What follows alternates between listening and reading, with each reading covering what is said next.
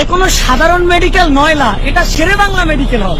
এখানে প্রত্যেকটা নার্স একদম শাবনুর, শাবানা, মমতাজ, ববিতা। এখানে প্রত্যেকজন ডাক্তার, তারা এমবিবিএস, কিন্তু তারা পরকীয়ার হোম মিনিস্টার। ওয়েট বাঙ্গাই বলতে যারা মনে করে শেখ হাসিনা পালাই গেছে, শেখ হাসিনা আত্মীয় স্বজন বাংলাদেশে নাই, তারা এই মেডিকেলের বুয়া আয়া এদেরকে একটু লক্ষ্য করবেন, দেখবেন শেখ হাসিনার প্রত্যেকটা গুণাবলী তাদের মধ্যে আছে। এবং এইখানের যে দালাল, তারা তার বাপের চেয়েও আপনার ভালো চায়। এই যে মেডিকেলের পিছনের যে রাস্তা, এই রাস্তাটা সুপার সিঙ্গাপুরের রাস্তা।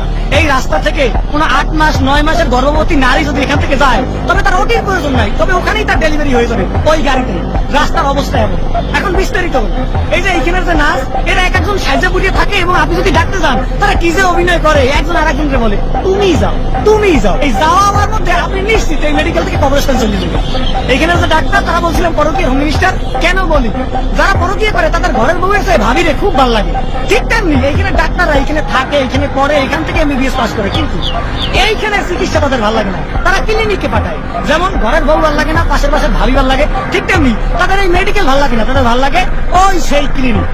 এখানে যে দালাল, তারা আপনার ভালো চায়, তার বাপের ভালো চায় না, আপনার ভালো চায়। আপনার বাপে আপনার কি ভালো চায়, কিন্তু এখানে যে দালাল, তারা আপনার ভালো চায়। তারা বলবে এই ক্লিনিক থেকে সেই ক্লিনিকে যান, সেই ক্লিনিক থেকে এই ক্লিনিকে যান, পয়সা গুনতে গুনতে ফকির হয়ে যান।